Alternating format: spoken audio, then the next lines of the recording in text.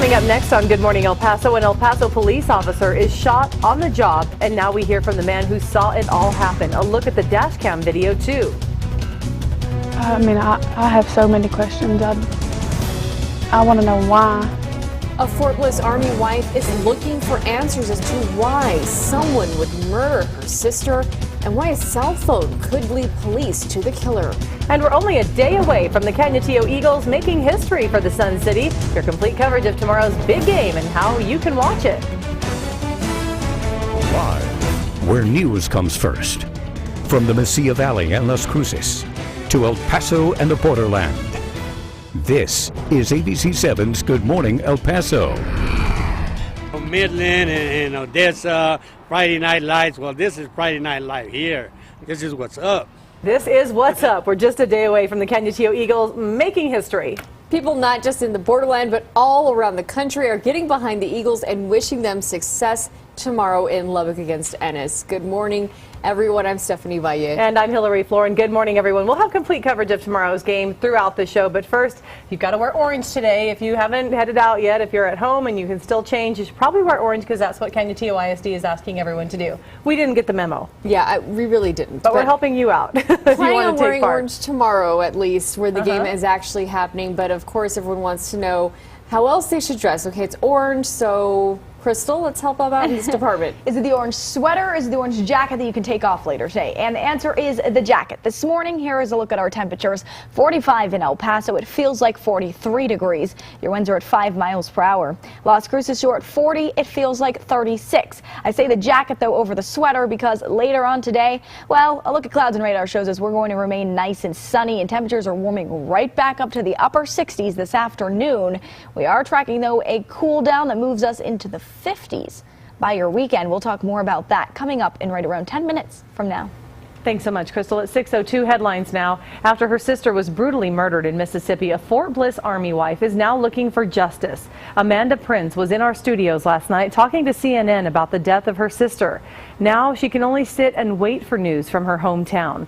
Her 19-year-old sister, Jessica Chambers, was doused with flammable liquid and then set on fire. Authorities say the autopsy showed burns covered 98% of her body found Saturday near her burned car. Jessica's family wants those responsible brought to justice. They said that, as far as they could tell, like they squirted fluid down her throat and up her nose because it just burned her on the inside so bad. It's hard for me even to talk. It's hard to breathe, even think about it. I was really hurt. I was helpless. I'm one of her older sisters, and it's kind of my job to be there for her, and I couldn't be. Authorities are now reviewing cell phone records, looking for possible witnesses. They are also looking at surveillance video from a convenience store where Jessica stopped to get gas on the night she was killed. And many of you will have to pay more for your water bill next year, but some El Pasoans will also pay less. The average residential customer who pays about $43 a month right now will see about a $4 increase. But people who use less water will see a decrease in their bill from about $26 a month to $21. The utility says the increase is for $133 million in projects next year, which include replacing aging water lines and building a purified water plant that turns wastewater into drinking water. Mayor Oscar Leeser was the only member of the Public Service Board to vote against the increase. Those changes take effect March 1st. The Border Network for Human Rights is on a mission to help get IDs for El Pasoans who don't have one. It launched a campaign yesterday to get City Council to approve an ordinance to implement municipal ID cards. The group says thousands of El Pasoans have already shown their support for the identification. BNHR officials will present the proposal to council in addition to a petition with thousands of signatures. There are people out there that because of the lacking of an ID, they are subject to abuse because of their lenders, because they cannot open bank accounts. So I think this ID might help even the financial situations of many people.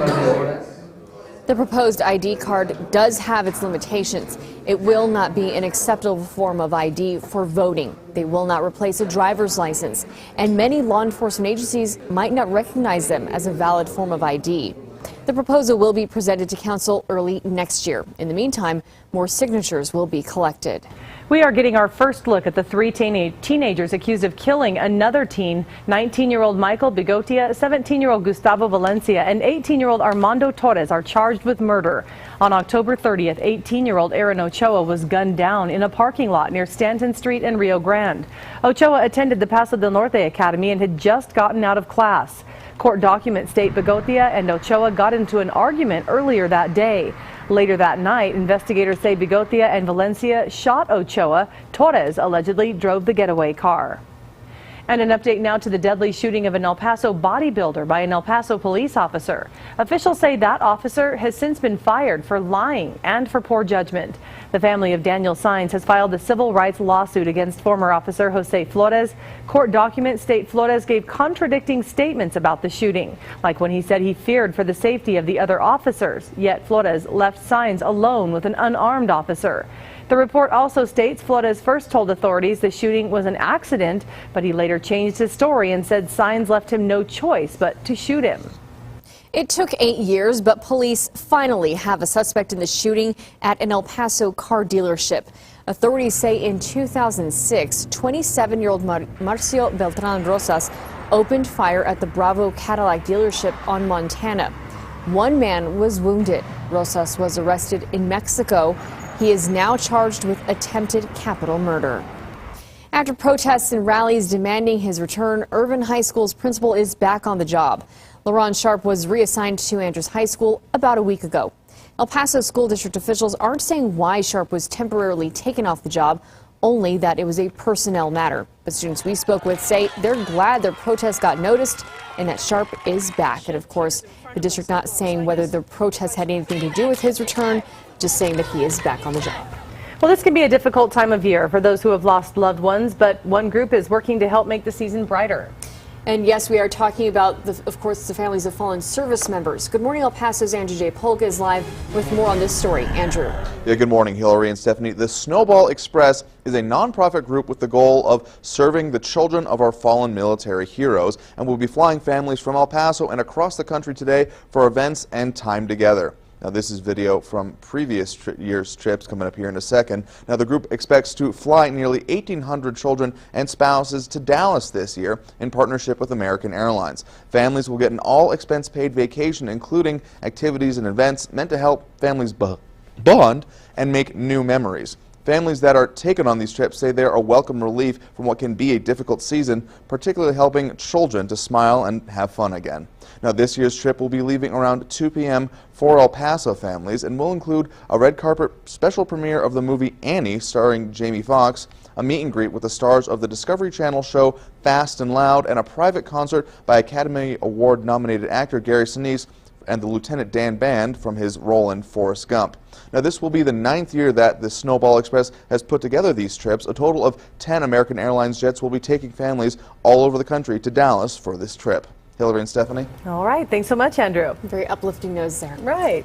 And now taking a look at traffic, you can see in East El Paso that traffic is moving along. It is picking up there. As you can see, more cars on the road this morning. Also wanted to let you know real quickly about an accident that happened on I-10 in New Mexico. We got the word from New Mexico's Department of Transportation. They're saying that they are closing I-10 East at mile marker 133 due to a commercial vehicle crash. Motorists are advised to exit at 131 Picacho Avenue until that area is cleared. Human rights groups this morning calling for the prosecution of top CIA officials. This over the release of the Senate report detailing torture tactics, what the White House plans to do now. And people in Northern California bracing for a massive storm which could bring up to 8 inches of rain today alone. 8 inches. Wow. Yeah, and back here in the borderland, it's nothing but sunshine, right? Yeah, Crystal Cly is standing by. Nothing but sunshine, at least for a couple days. But then the changes move in, the rain hitting the West Coast. It's coming our direction. We'll talk more about that after your break. Thanks, Crystal. This is ABC 7, where news comes first.